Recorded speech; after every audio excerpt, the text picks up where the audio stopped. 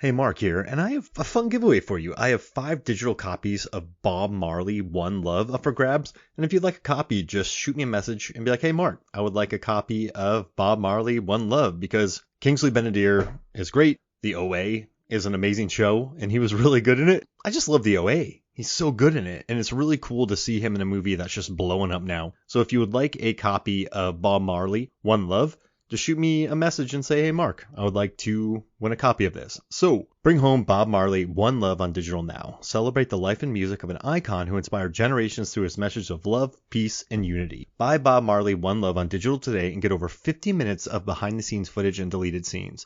Available at participating retailers, rated PG-13 from Paramount Pictures.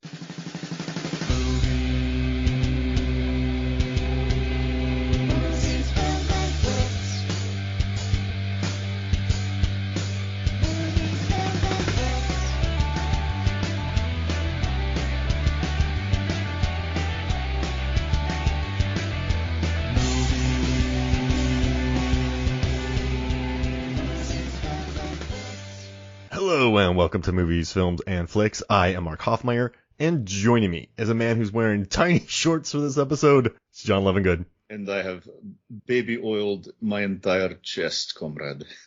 I was watching this movie, and you watch it way back in the day, and you remember nothing from it. You just remember, I think I blended this, Rambo 2, I think all those giant action scenes from the 80s, you just blend together in your head.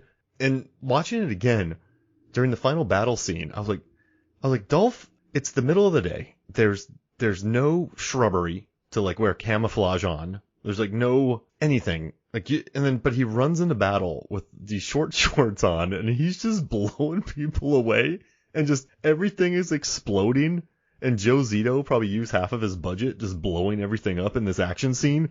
And you're like, this is one of the silliest things I've ever seen in my life with Dolph. And Dolph gets knocked out, then he gets up, then he blows things up. He blows a guy's arm off, then he explodes. It's the craziest ending, but he does it all in short shorts. I mean, I approve of this message. I think it's funny that when I first saw this, which was probably maybe 1991 on HBO kind of situation, right? When I first saw this, I don't even think that the shorts processed. I just remember thinking, oh my God, this is that movie with that badass from Rocky IV as the star. And that's just it, and granted, there were other movies that I had seen of him, but he wasn't he was at the time probably just the guy from Rocky IV, when I was 12 years old. So I'm watching this and I don't know if early 90s Mark and John would have even registered that they were short shorts, because at that time, the people who were in high school, high school seniors or college kids, they were just starting to transition away from that stuff. But we grew up seeing our friends' older brothers, right? Wearing that. That was normal. And now we're watching it and it's what is this dude wearing? And also, too, man, the 80s went so hard on this shirtless hero, like Arnold Schwarzenegger in Commando, right?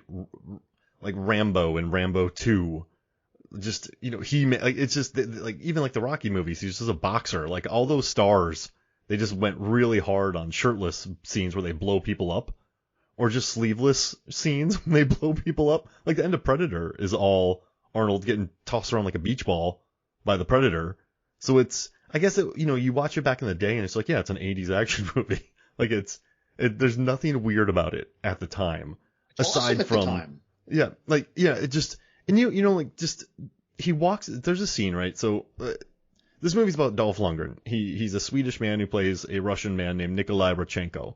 And he's tasked to go undercover and kill a leader, a rival leader. So what's the plot of this, John? How do we explain this in a nutshell? So it's there's some conflict zone in Africa that's occupied by Russia and Cuba, and right? Cuba. Right time. Well, little post missile crisis situation. And there's this guy with a lot of local tribe influence. of the like people, a rebel leader of the local resistance tribes. And this guy's name is Kalanda. This is the guy we have to befriend, but we're really befriending him to get to the other leaders when Kalanda is in this prison camp. Well, I'm not a prison camp. He's just in prison at this Russian and Cuban encampment, right? Mm-hmm. And so Dolph and is he has there, to win him over and go undercover. and he's just stationed there, right? He's just stationed there, and he says, you need to befriend him. He's given no instruction on how, right? This is our Spetsnaz. He's just used to going in, slitting throats and shooting people. And now we got to masse a little bit. And I love that the way that he initiates his plan is getting crap-faced, schnockered, and shooting up a bar. And when someone comes in and says, have you lost your mind? No, just out of bullets. Oh, are you out of your mind? I totally ruined it. Yeah. Right? Out of your mind, just out of bullets. And there's a scene in that bar fight where he walks into it and he knocks out a guy. Like, he takes 3 gut shots in a row. And the guy hitting him goes, after the 3 gut shots, like, hey, this guy's a tank. Dolph then absolutely obliterates him. I know his name. I know his name is, like Rachenko in this or Nikolai, but I'm calling him Dolph. So Dolph walks up to the bar and there's just a guy sitting at the bar. And Dolph pushes this guy so hard off of his chair. Like, it's one of the hardest pushes I've ever seen in cinema. And he just obliterates a guy with a push. And then, like, a guy stands up to look at him and sits down, then he blows. It's absurd. And he's just drinking. And before he goes out, John, he's just laying in bed. Then he gets up and he does his hair for about a minute. Like, he tussles his hair. Then he gets out. Then everyone's checking him out. And then he just beats up everyone in a bar. It's just ridiculous. I guess, that push that you mentioned, I feel like, yeah, that's the most gratuitously aggressive. But, like, why didn't you just like put the guy in a sleeper hold and knock him out at that point, right? Just break his neck. Like, that strikes me as the kind of obnoxious aggression that we're going to look forward to in the remake of Roadhouse. Yeah. I mean, like, John, imagine being that stunt guy. Like, the stunt person was obliterated by that push. Like, that was a full-on 80s Dolph push. And he just pulverized the poor guy. And then you're just sitting here watching this going, what's happening? And then they escape and they're in this truck and he's like, hello, amigos. And then he, what I love, what I miss about 80s action movies is that I miss when people used to throw grenades and then they would explode perfectly and then 2 guys would be on a trampoline and then they would... and the grenade would, like, explode as it would make impact with the ground, right? Yes. Like that moment. That moment, and then it would lead to these guys on a trampoline just jettisoning themselves. Like, there's buried trampolines all over a field, and stunt guys are just jumping on them as, like, a squib goes off underneath them. I miss 80s grenades. I really do, John. They are... I miss an 80s... They don't really do grenades like they used to. No, not... Right? No, I think it's fair. If anything, we're starting to see a more realistic take on the grenade. And now the trope is the play that the audience knows that it's going to take a while. And then you get to play with how long it takes. Whereas before, it was like a water balloon. Like, that was a water balloon. And it did not, there were no fragments. Those frag grenades did not fragment. They just gave off force, like Jean Grey was using telekinesis to launch people away from it. Yeah, there's no shrapnel in these grenades. You're right. It hits the ground and it just goes poof. Right. And energy exudes, and then a magic trampoline jumps a guy in the air. They're Jean Grenades. Jean Grenades. That's a Jean Grenades. I'm getting old. Oh, I can't do this. That's part of the title. But I just want to be there when they buried trampolines in the ground. And, I miss, like, just perfect rocket launcher shots. Like, there's a scene where Dolph has his gun at the end, and he's just obliterating people. He kills like 92 people in this movie. I watched a couple kill counts, and no one's quite sure. But I feel like 92 is a good number. And he's just running around. He doesn't reload any of the grenades in his gun, but he is blowing up towers left. And, I mean, not just blowing up, John. Like, these are blowing up. Like, this is a Joe Zito, missing in action Invasion USA explosion. Like, there are, like, he's not just destroying them. He's, like, destroying any concept of them. Like, does that mean, like, there's no, like, they are obliterated. by his rocket launcher skills. And it's just so 80s, and it just made me laugh so hard. The other day I was watching this Oppenheimer behind the scenes video, and they're like, oh yeah, we filled up this one thing with gasoline, and then we put some other things in it, and we blew it up. And they're like, nowadays it's kind of weird, but back in the 80s, this is what you did with everything. I'm like, yeah, that's right. Because, John, the explosions in this movie are wonderful. So when they were escaping from the prison, and we need to talk so much about perfect grenades. Emmet Walsh as the goofy anti-sidekick, right? The antagonistic sidekick. But when they're escaping and they eventually go down that hill, if you will, I'm sitting there like, that would have exploded 3 different times if that was an enemy car. Like that, with what enemy cars would go through so much less than that and explode in this movie. And that vehicle was impervious. There was clearly no gasoline or combustible components there. That's another thing I miss about 80s action movies. If you hit the tailgate of a villain's car, it would explode. Right. It would just blow up. And you know what? I was watching the stunts in this movie, and then I read interviews from Dolph Lundgren. He's like, yeah, I did a lot of those stunts. Like, remember when Emmet Walsh kicks him out of the car and onto a motorcycle, then he jumps back from the motorcycle onto the car? Like, Dolph is on that.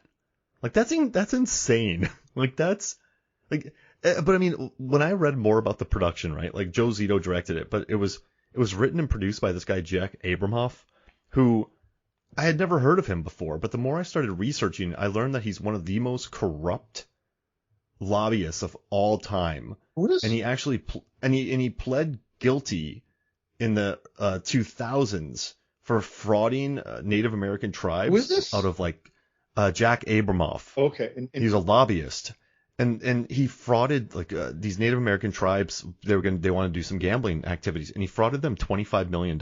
He defrauded them, and then he went to jail for 3 years, and he worked at a pizza place and did the books for them for $10 an hour in a halfway house, and then he immediately got out, and then he started working for all the other, he became a lobbyist again, and then in 2020 he got in trouble again for a Bitcoin fraud, and he's on trial for that. And this guy, they were supposed to shoot this movie in Swaziland, and then right before they shot, they had Tom Savini on this movie doing all the makeup effects. They had Dolph Lundgren, but they're like, okay, we're not doing it in Swaziland. We're going to go to, it's Namibia now, but we're going to go to South Africa, which was apartheid, had the apartheid government at the time. Warner Brothers found out about this. They pulled all funding. But apparently Jack Abramoff funded this movie, and no one knows where any of the money came from. And no one got paid on this movie. Tom Savini said the food was terrible, and his family almost died in a flood. They had a traveling caravan of animals with them that they would just bring and dump out whenever they had. They cast real bushmen. And apparently, the pro-apartheid forces helped fund this movie. And then they had a lot of protesters, and then people backed out. And it was a massive controversy at the time. The budget ballooned. Dolph almost got blacklisted. They were you should not be shooting here. There was a deal. The United States government was people cannot work here. But he did it anyway. And then this movie made a bunch of money on video and foreign sales, and nobody ever got residuals for it. People didn't get paid. And then this Jack Abramoff goes to jail for ripping off people for $25 million. And he talks about during his lobbying days how he would just buy all the governor's tickets. And they say he's the most corrupt lobbyist of all time. But he made this movie because he was staunchly anti-communist. But then they also said that he made this movie to undermine the African National Congress, who they were in opposition to apartheid. And so he did this to further kind of destroy their reputation. And so this movie has he was anti-communist but pro-apartheid. Is that what I'm hearing? Yes. Okay. All right. I just want to make sure I have his morals straight here. Yeah. Yes. So John, but this guy is so corrupt. He gets out of jail and he immediately Bitcoin comes out and he's like, what's the angle? And I was reading interviews about him, and everyone's like, this guy's like, what's the angle? Hey man, we got this perfectly legal place. If you just sit there, we will make tons of money. All right. How do we make it illegal? No, don't make it illegal. We don't do that. We don't make it illegal. Let's make it illegal. No. I just took $25 million and I sent it over to here. Why? It's this is all legal. He's one of those guys. But then just reading about it and just I don't know, it just made me very happy to see, like, not happy, but it's like so 80s. Like, on the surface, this is a classic, like, let's go kill a nebulous army of communists, even though this was Russian and Cubans, and like let's go blow them up. Because you had Rambo 2, you had Commando, like you had those kind of movies. But yeah, then I started just reading about it, and like he was like he just promoted for like the Reagan doctrine, and he promoted aid to anti-communist guerrilla movements, and then yeah, but he was like he was for apartheid, anti-communist. Nobody got paid. It's just a really, it's just a bomb.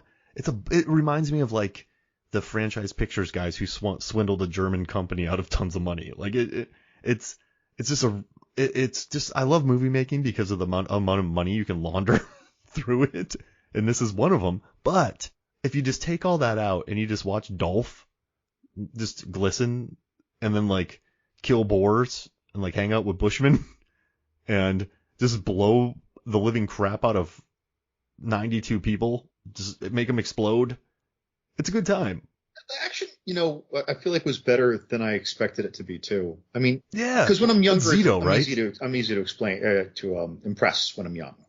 Like anything's cool most of the time. But like, I'm watching this, and it's like this movie where like I could find 25 people our age randomly, even at like we'll say at a video game store, but they're our age, right? So they're the kinds of people who might, and I'll be like, the movie Red Scorpion? I'll bet like 1 or 2 are going to say yes. Like this is, yeah. It's not truly obscure, but it was very missable. And this is not something that I feel like I've seen, on HBO or Showtime on my digital cable before I abandoned cable, over the last 15 or 20 years. Like I don't think I've ever seen, and I always had all the movie channels, all the Cinemax, all the Showtimes, all the HBOs, all the everything. I don't think I've seen this available on TV since there was only HBO and HBO 2. And people are sitting there like, there were only 2. Why would you spend that money? That was $15 a month in like 1990. Like that was such a big deal. Like, yeah, that was expensive. I never had HBO. It was too much. Disney was too much to have too. I never got to have any of that. But yeah, John, this wasn't around. You and I could have turned on the TV back in the day and Lethal Weapon 2 or Predator or any of those movies would have been on TV. Die Hard. They were always on. This was not. Because you know why? This is a movie released in 1989 that feels like it should have been released by Canon in 1984. Sure. Right? This is... But it's cleaner. Okay. Yeah. There would have been so much nudity. So I showed my students the documentary Electric Boogaloo about Canon, like the wild story, and they were watching it, and my students were like, what was this? I'm like, this was 80s filmmaking from Canon. Like, this is just gratuitous nudity, violence, and explosions. They would follow an actor into like a Philippines strip club in reality, and they'd probably just like pay someone $100 before they walked in. And so like these Asian strippers you see in the background are real Asian strippers who didn't even know a movie was going to happen. Like the guys like Menachem and all those guys, like they didn't even know movies were being filmed. Like, oh yeah, we got something in Budapest going on right now. Like, you know what's funny? There's that Jack Quartermain movies, and he's like, I want that Stone woman. And so like, oh, okay, Sharon Stone, but he wanted the romancing the Stone woman, not Sharon Stone. So when he saw the dailies, he's like, who is this lady? And it's like, well, Sharon Stone. He's like, no, I wanted Kathleen Turner, the Stone woman. It's like, it's just they were bonkers, man, and just. You're like, hey, let's make Wuthering Heights with nudity. Let's do this. And like, this movie doesn't really have that. This is it's not, this would have been much different, but it still feels like a canon movie with a couple better action scenes. Cause I think Zito knows how to blow things up. I mean, if you've seen, like, Zito can explode things. I feel like the car action scenes too were very specifically inspired, especially because of the terrain, were inspired by Indiana Jones movies. Exactly. I feel like when they're doing the town assault at the end, that it was very specifically influenced by Rambo 2. Mm-hmm. In no bad way. I'm just saying, like, that's just the best example that we had, and they were very similar in good ways, right? And just the approach of it all, right? And so, I mean, these inspirations were very clear, but then they were done very well.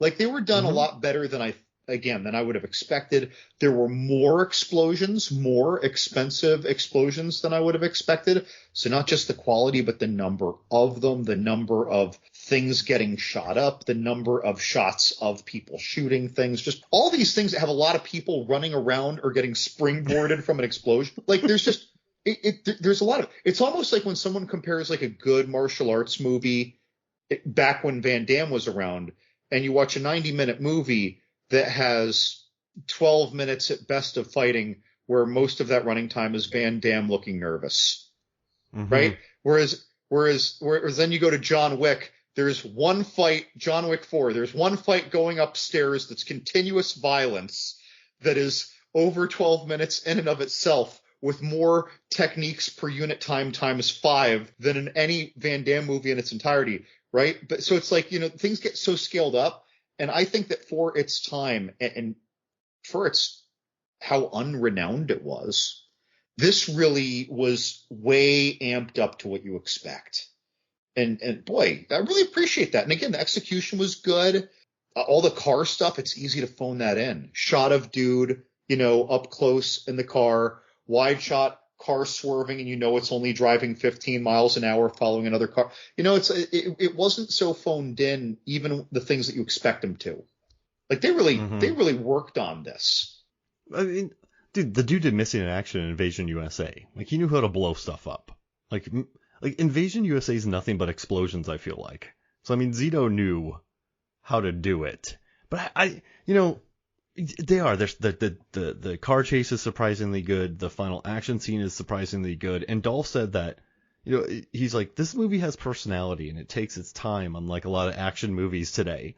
And this is it's not really a straightforward, right, so Predator, right? Dudes go in, they get attacked by an alien. There's a couple little subplots, whatever. Commando, he's on a mission to go get his daughter back. This one, it's like, he goes undercover, he goes to kill the guys, he fails, then he goes in jail, and then he gets pricked with a bunch of needles, and then he escapes, and then a bushman finds him, and then he hunts some boar, and he deals with some scorpions, and he gets a tattoo. He has a 25-minute walkabout.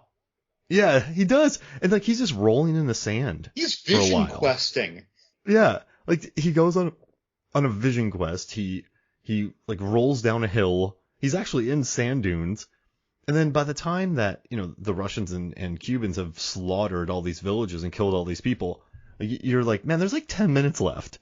And then he just looks at everybody and goes, let's kick some ass. And then just explosions go off, John, and he just storms in and starts slaughtering people. And then he blows up a helicopter. Then he blows up the Major General. And then at the final line, they're like, yeah, haha. And he's like, yeah, fucking A. And then the movie ends. In proper 80s form. Yeah. But it's like, what's funny? He walks 10 feet from the helicopter, and then he blows up the helicopter, and there's just no, in this world too, helicopters there's no sonic wave from explosions, where there's no force. I think it all just goes up, because he was probably, 10 feet, 20 feet away from that helicopter explosion, and nothing hits him. But it still looks cool. Oh, dude, he'd be concussed. Yeah. Oh yeah, his head would be ringing. Do you think that's why this isn't a movie do you think this, a lot of smaller scale action films play really well on cable, but do you think because this one just has so much plot and the history of, it's quite it slows down. The final action scene's 12 minutes long total, and then credits, if that. It's 10 minutes long. And between that is a failed murder attempt, some torture, and then a walkabout. Long walkabout. Does that hurt? Do you think that hurt its overall watchability? I don't know, dude. I don't really feel like that was its problem. I feel like its problem was, and of course I have no recollection of how this went down, right? But I have a feeling it's more of how they marketed the movie. And even though, so we're taking the bad guy from a really great movie, he was a wonderful villain, and making that bad guy into a leading man. And again, it's there was Masters of the Universe. People were doing this with him already. Canon were. Right. But still, like, I feel like they had trouble marketing it. But then I think because it's 1989 and he is the Russian and we mostly know him as a villain before that, I feel it's harder to get on board. When Arnold Schwarzenegger plays a Russian in Red Heat, Arnold Schwarzenegger is already beloved. I mean, even if it's for playing a villain in Terminator, but then, Conan and, he had done other things. Like, he was already known and beloved. Whereas Dolph was the bad guy from Rocky IV. Dolph was Ivan Drago in people's eyes.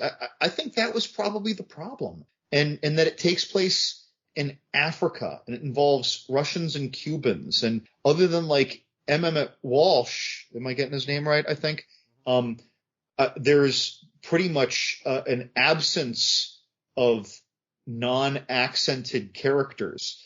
I don't think that 1989 America had the metropolitan melting pot mindset of getting behind heroes like that. Yeah, that's true. And I think just the lack of the big stars, right? Exactly like you said, just a Swedish dude who was a villain playing a Russian, battling Russians and Cubans. Yeah. And then also the bad press. But do you think not? Have you looked at the action movies released in '89?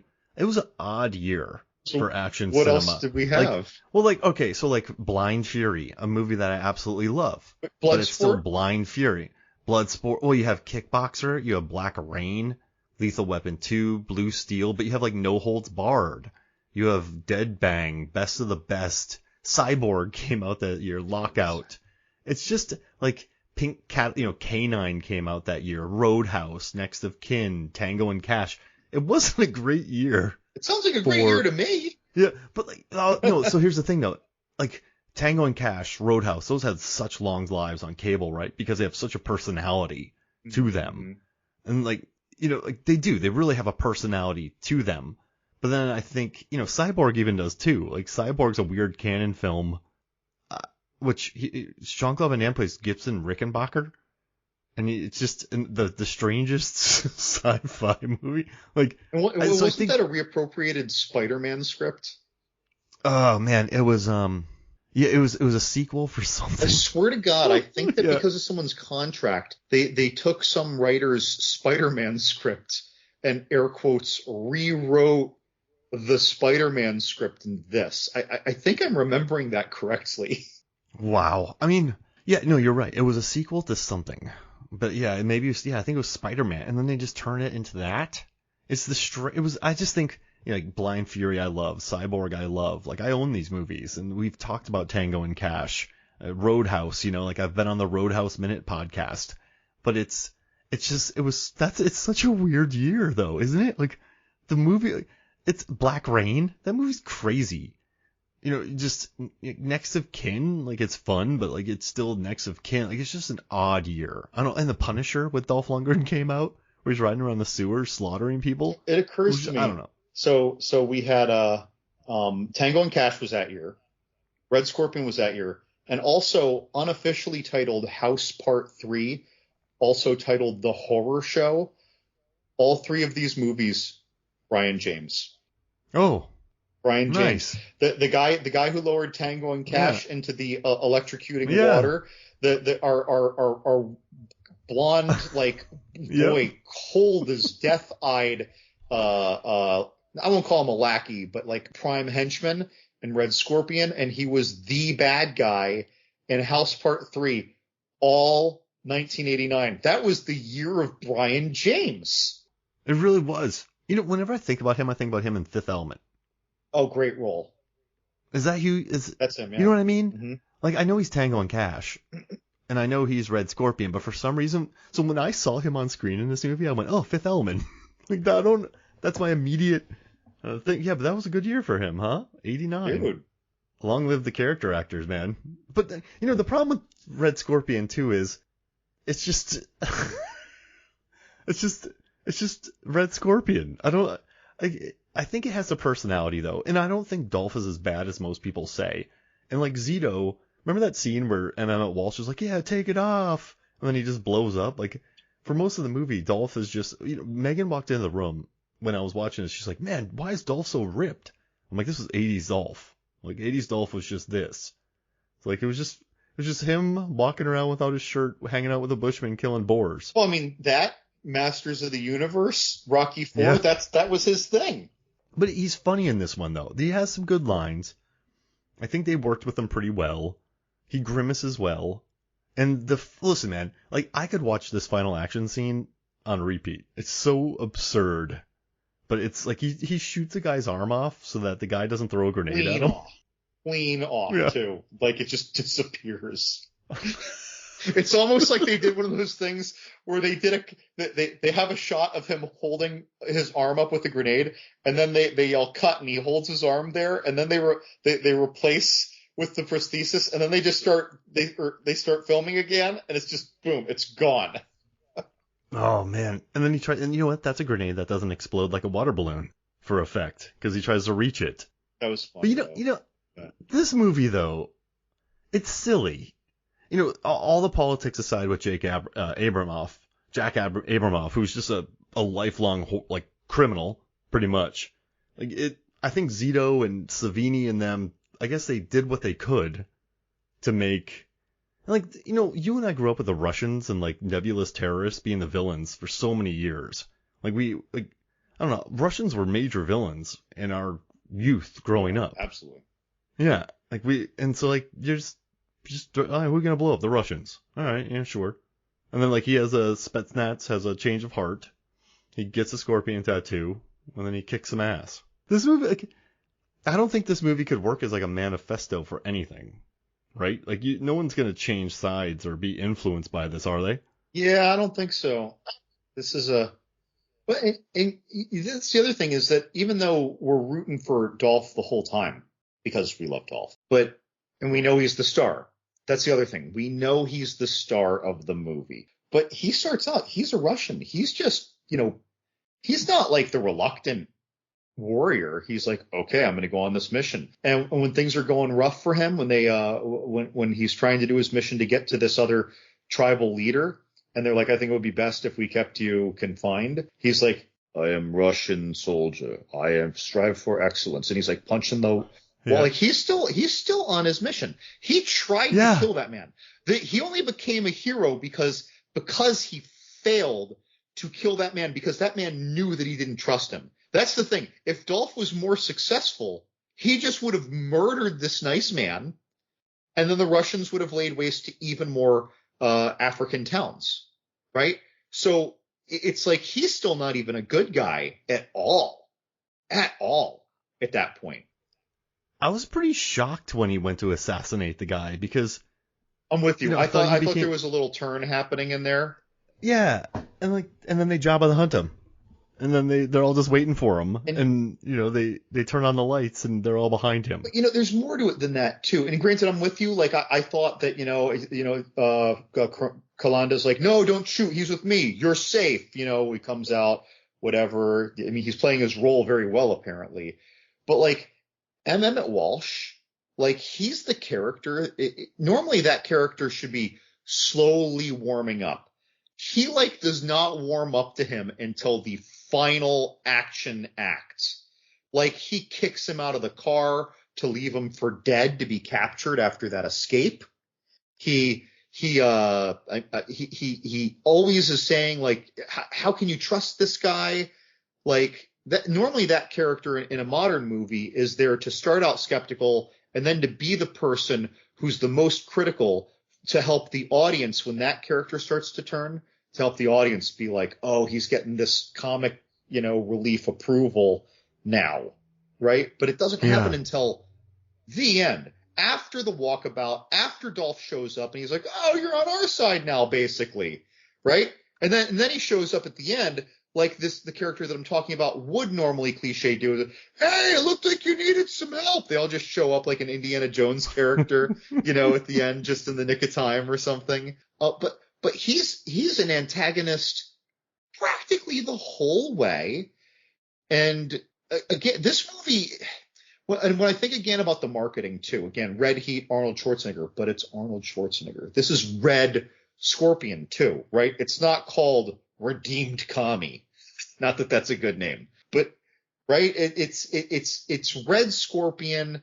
The poster is not, again, because most people just know him as Ivan Drago, not there's Arnold Schwarzenegger in the Red Heat poster. You can't. I think they were hoping they could get away with the same things, and it just wasn't working. And then they make this movie that isn't as comic reliefy nearly as a Schwarzenegger movie, so it doesn't really have that. They try and give it some soul. That's not something you do with a Schwarzenegger movie. I mean, heart is fine, but this has long, soulful change of, philosophy on life stuff, right? So I think it's even tough after the movie comes out for someone to talk about it and get audiences psyched. I'll bet Siskel and Ebert didn't even know how to talk about this to a general audience. Yeah, that's why I had such a hard time explaining it in the beginning, because it just, yeah. And you know what? Dolph actually compared this movie to something like the Ten Commandments or Spartacus. He's like, the movies back then weren't as quick, and the audience had patience to sit through the 3 acts. So at Red Scorpion, you have the patience to sit through that middle with the Bushman. You sit through the tattoo sequence, the hunt, and unlike any other action film of the 80s, you actually see the lead character's transformation. And then Dolph said it's a memorable film. That's just, what the problem is that it's too much of a film for something where we came in for a flick. Yeah. In a really good flick, we get to call a movie, like a Schwarzenegger movie, a Stallone movie. This has too many proper film components in that middling, and actually in the very beginning too. The very beginning and that middling Walkabout Vision Quest change of, character heart, like these are, it's too much for the genre that we think it is. Yeah. No, and I think you're absolutely right, because everything you think about this movie is essentially it's just a canon film, right? With explosions and bad guys, and then it's not. It's unique. I did not really remember the journey I was going to go on while watching this again, and then the research journey was really fun, and it just, yeah. The First Blood was good. Like, First Blood's a film. Oh, yeah. And then the other Rambo movies just became straight up explosion films. But Rambo never really went through a character arc as much as Nikolai did in Red Scorpion. He just blew. I showed Megan the kill counts for Rambo 2 and Commando, and she was like, what? She's like, I don't think Megan has watched Rambo 2 or Commando. And so showing when Rambo blows up that guy and the only thing left is his shoe. And then in Commando, she's like, did he just cut that guy's arm off? Is he throwing saws? Did he just axe a guy in the balls? Like, and then like to let off some steam?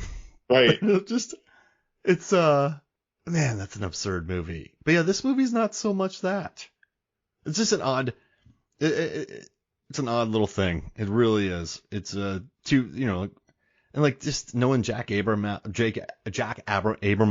funded this, that adds like a weird little wrinkle to it. No, because the guy's just a complete dirtbag.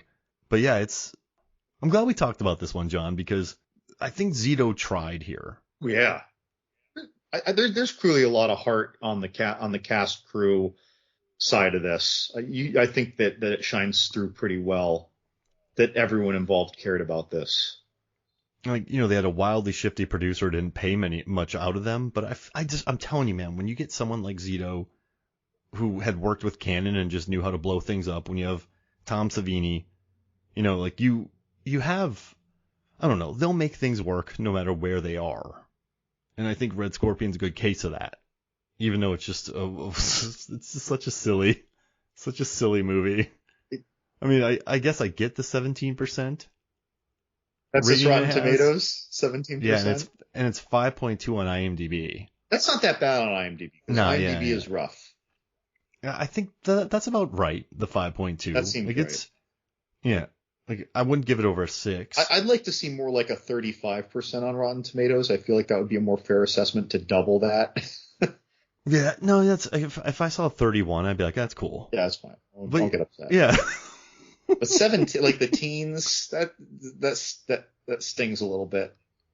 I mean, yeah, 5.2 feels right. When I saw that, I was like, oh, okay, that's fine. Right. Because like the car chase is good, even though it's very Indiana Jones. The final battle scene is very good, even though it's like Commando and it's like Rambo 2.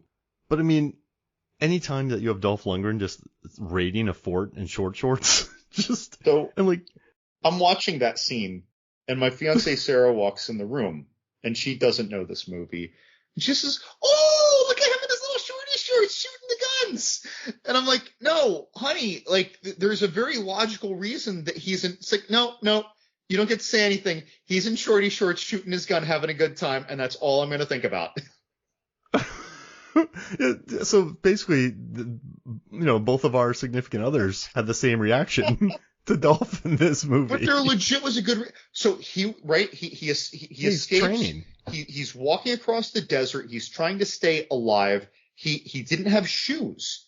He had to rip off the legs of his pants to wrap them around his feet. And then when it came wartime, there was not a J.C. Penney or a Men's Warehouse. He had what he had.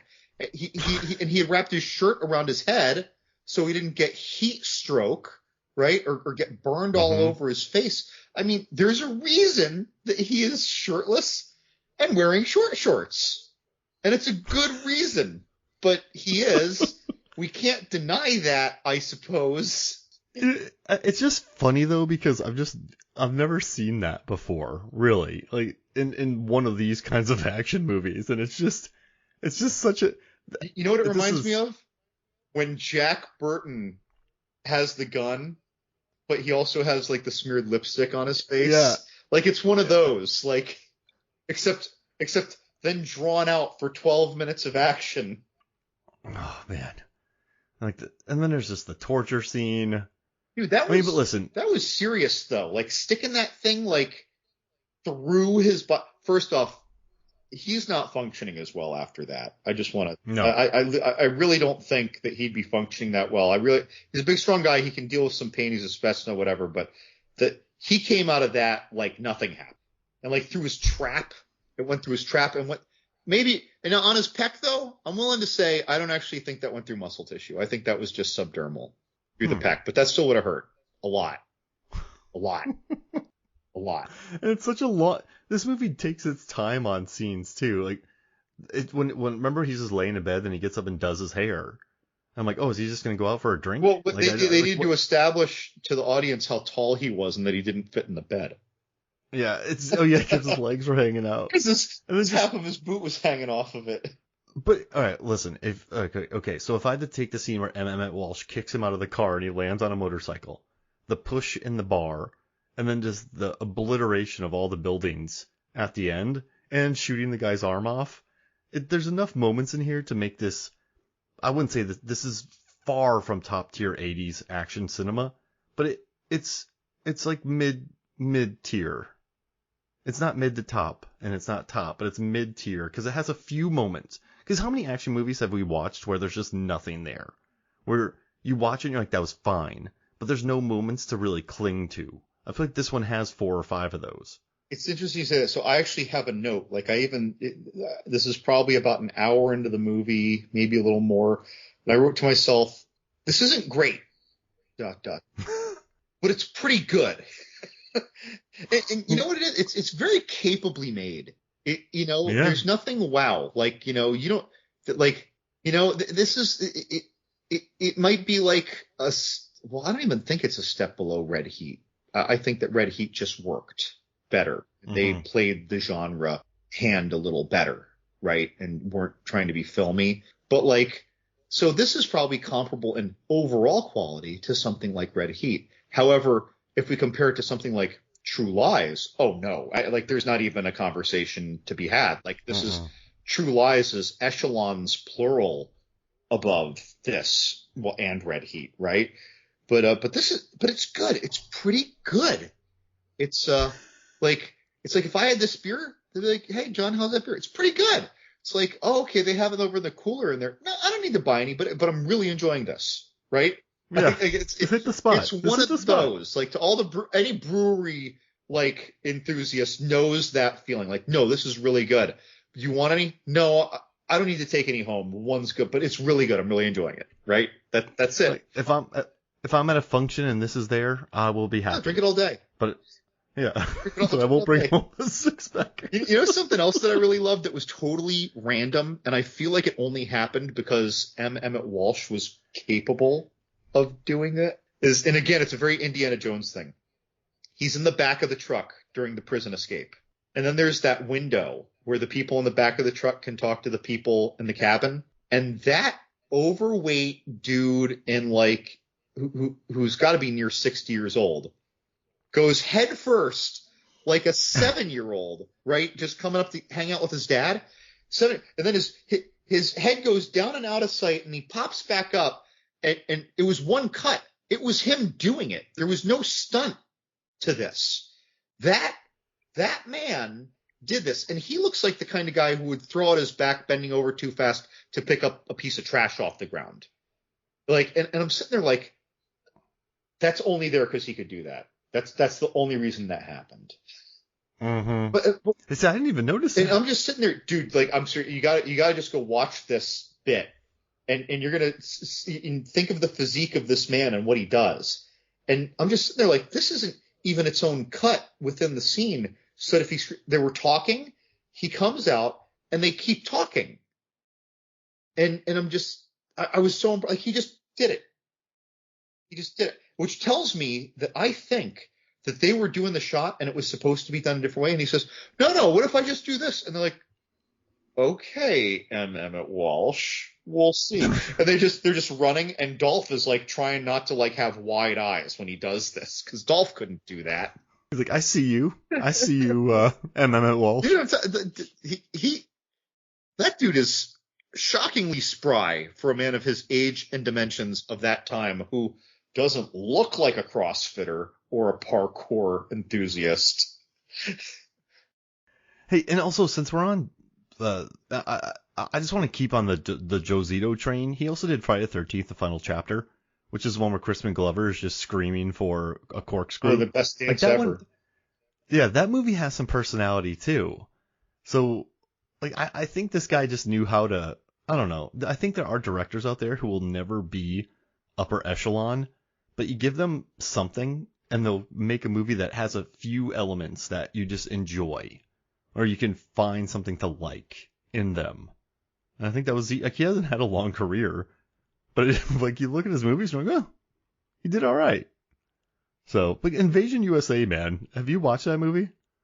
You know, that's one of those movies where I assume I've seen it, but it was probably in that blur of early 90s USA and TNT network Saturday afternoon action movie marathons. And one of those channels, I think it was USA, every Saturday or Sunday afternoon would have the marathon. They call it Movies for Guys Who Like Movies. It would be like, a Kurt Russell movie, something starring Lorenzo Lamas, and then later like some Hulk Hogan domestic movie like Suburban Commando or Mr. Nanny. So I probably saw Invasion USA in one of those blurs of action movie afternoons. Yeah, I mean, I think you probably did. You would have to. Saw a lot of Chuck Norris movies. Don't get me wrong, like a lot. So I probably saw this. There's like 184 deaths in it. Really? Yeah, it's just a gnarly little picture. Pure Canon Films nonsense. So hey, can we do something real quick? I guess I hesitantly agree. Okay, can we figure out who would win in any type of brawl fight? We have John Rambo, specifically from Rambo 2. Specifically Rambo. So we have U.S. Army Green Beret John Rambo. He has 75 on-screen kills in the sequel. You know, he has helicopter he blows people up in a helicopter. He's Mud Rambo.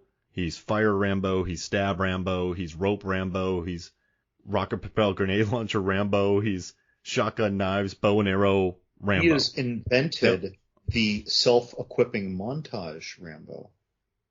Oh.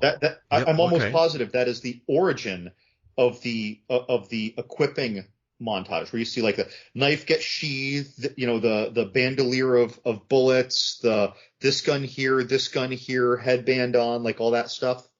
I think that was the origin of that. Because Evil Dead 2 was 87, and I think Rambo 2 was before that. So yeah. Oh, all right. So we have John Rambo, then we have Nikolai Rodchenko from Red Scorpion. He blows up tanks. He's just a tank. He kills 92 people. Then we have Arnold, a.k.a. John Matrix, a.k.a. United States Army Special Forces. He's a colonel. I mean, like, some people say he killed 87 to 88. Another kill count has it at like 107. I counted it back in the day, but I forgot. I also know a lot of bullets missed him. But John, these three square off. Okay, who wins? This is tough, okay, because, well, first off, it's very good that you said Rambo 2. Because if you just said Rambo, I think of the not the newest, but the first Resurgence Rambo from like 2009 or so. And that is the most killingest machine I've ever seen in a movie. And I don't even care what anyone says about a John Wick movie. No. That Rambo was the most efficient killer I've ever seen in a movie. So if it was him, he takes out everybody wholesale murder easily. But okay, if we eliminate that, my caveats are kind of this. If it's grounded in reality, Dolph wins. Because he's Spetsnaz? Well, he's the biggest. He just seems like so he's very large, he's very trained, and he has given us the greatest demonstration of heart on screen.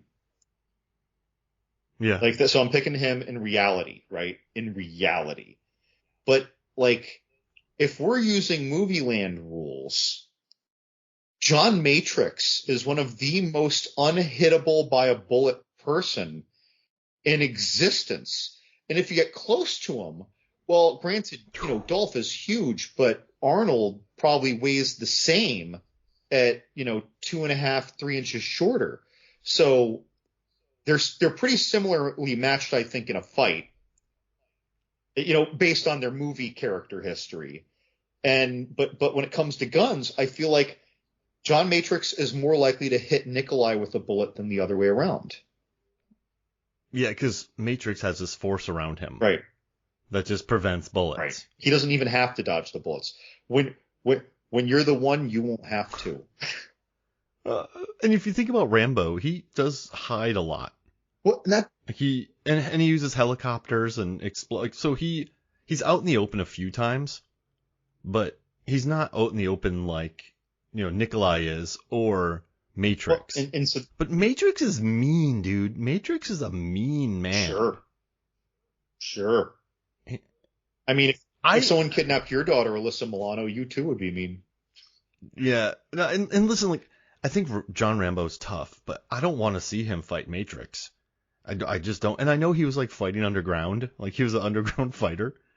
Rambo was in these films, but I think Matrix would rip him to shreds. Oh, like, the only thing that gives me hope is that I don't think there's a fight to be had there. Yeah. See, the thing, because he's a brutal. If we go Rambo though, and we are using the forest, Rambo wins.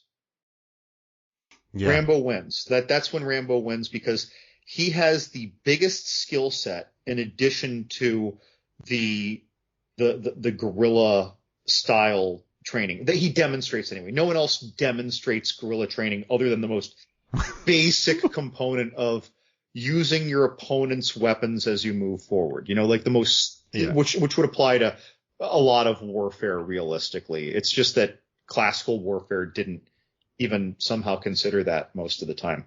But like Rambo in the woods, Rambo wins. I mean, the other two could team up. Rambo still just wins, period, the end. So it's like, this is hard to say. I feel like the circumstances matter. And the fact is that you picked an almost impossible decision, though, like just abstractly. I don't know. Okay, here it is. Jungle. Rambo. Okay, so we have one for Rambo. All right. Fist fight where no one's teaming up against each other. Like they all get a chance to fight each other one-on-one. I'm going for John Matrix. Okay, Matrix. Boxing match. Well, hold on. Dolph didn't demonstrate any boxing prowess. That straight punch he throws in the bar. He's just so big, and that guy was comparably probably a mook. Okay, so who wins? I'm still inclined to say probably John Matrix. Okay. The compound in Commando. So that's almost like a journey thing though. There's planning, there's a lot of different settings. It's not quite ideally guerrilla, but it lends itself a little to it. That's where I think that Dolph comes into play. I think that's okay. That's where Nikolai has an edge. I want to say him. Open combat field. Open? It's probably going to be John Matrix just because you can't hit him with a bullet. All three of them are in attack helicopters. They're in their own helicopters? Yes. Ooh. Inclined to say John Rambo. Yep. Good call, because he wipes people out in those. He's got a lot of helicopter experience. Bathroom fight. That's tough. I'm taking Matrix. I think Matrix. It's like he's normally my default for the close quarters, but I feel like you say bathroom fight. I start thinking of using the bathroom, and I feel like Dolph is going to be better at using the bathroom than John Matrix. Okay, I like that. Kitchen fight. Same thing. Dolph, maybe even maybe even Rambo at that point. But no, I'm gonna say Dolph. Still Dolph. Dolph in the kitchen. Paintball. Rambo, because there's always so many things to hide behind and everything. It's a variegated terrain, so that's going to be Rambo every time. The Revenant scenario, but with the three of them. Wait, you mean like the survival aspect of the Revenant? Yeah, but they're trying to kill each other as well. Okay, Rambo. Although that's actually a situation where Dolph's heart comes into play, though. That's a little tough. Still, gut says Rambo. See, Dolph is a little downplayed because it's hard without like the journey aspects. Hell in a Cell. Hell in a Cell? Yeah. It's probably just Dolph because he has that great scene. Okay. It's Brian James so right now, in like what looks like the jaw and the collarbone simultaneously with the toe of his boot. Like, I don't even know why we even saw Brian James on his feet later in that movie. All right, so let's see. You have 4 for Rambo. Okay. All right. You have, 3 for Matrix. Uh-huh. Interesting. 3 for Matrix. And you have 4 for Dolph, which means I really have 4 for Dolph? Yeah. Okay. So we're tied. That means we need a tiebreaker. So I am going to go... Blue Sea Compound. The underwater compound. But like the characters of Deep Blue Sea, like running around on there, right? Yeah. And they're killing each other. Okay. Kind of Matrix, maybe? But you can use the water. That's a pretty Rambo thing to do. It is. There are inspirational speeches. That's a pretty Dolph thing. Relative to this. Oof. Oh gosh, I don't even know, man. I even came up with the idea. I was just thinking up something cool. I'm almost inclined to say Rambo because you can loop around that thing. So Rambo wins it all. Is that a win for it all? I thought that just made 3-way tie. Nope. Because you had Rambo with 4. Okay. Matrix with 3 and Dolph with 4. So you just picked Rambo to win it all. Okay. All right. Yeah. Well, good for Rambo. He earned it. He's got all those movies.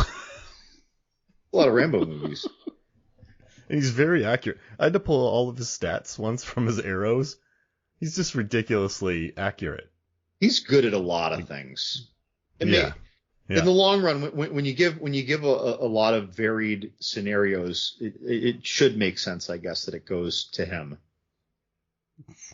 You know what? And you're right. In Rambo, when he gets on that machine gun in Rambo, I remember just going, phew, that's a head blown up.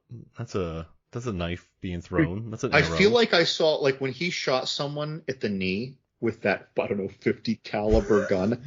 Like, it's not just that his tibia flew spiraling away. It's that the 6 inches of his knee seemed to incinerate in addition to that. Like, and he was treating it with all the casual nature of a 14-year-old in a 1996 arcade playing an early shoot 'em up game for a quarter. Okay, without making you short circuit, who wins? All right? I'm just gonna drop this on you. Nikolai, his character from Universal Soldier, Dolph's character from Universal Soldier, and the Punisher. Have you seen the Punisher? Wait, oh yeah, yeah. Okay. All right, so those three Oh, against they're a team. Matrix. Oh, okay. Yep, against Matrix, Harry from True Lies, and let's see, and Conan versus Rocky, Rambo, and Barney Ross from Expendables. Who leaves the room? It's just a free-for-all? Yeah, 3 versus 3 versus 3. I'm taking Dolph. I'm inclined to agree. Also, you included Universal Soldier, and he's augmented. Yeah, and Dolph is already an augmented human. I just bought Dolph a win. I'll take it. So Dolph has won one. No, Schwarzenegger just hasn't won any. That's interesting. You know, the thing is that Harry Tasker is, if we're talking about like hand-to-hand combat, like he's never actually demonstrated himself as an ace in hand-to-hand combat. He wins the bathroom fight, and he wins against that very large Persian man when they knock the guns away, during the nuke rally, whatever, right? But he has a tough time, and that is not necessarily a big bad or, the number one henchman. This is not the Scott Adkins under villain in Expendables 2. It's just some big muscular guy in both cases. Yeah. And Arnold's some big muscular guy. I mean, it just seems like he's been in a couple more fights and he knows how to take a hit better. It's almost that simple. Like the dude who's never been in a bar fight, who's never been in a fight, is more likely to lose against the guy who's been in 3 bar fights, even if he lost all 3 bar fights. Yeah. All right. I like it. So we got Dolph coming out on top at least. Conan is monstrous and all, and that is 240-pound Schwarzenegger. That is almost the heaviest he was ever on screen. It's the heaviest he was ever on screen in a popular movie.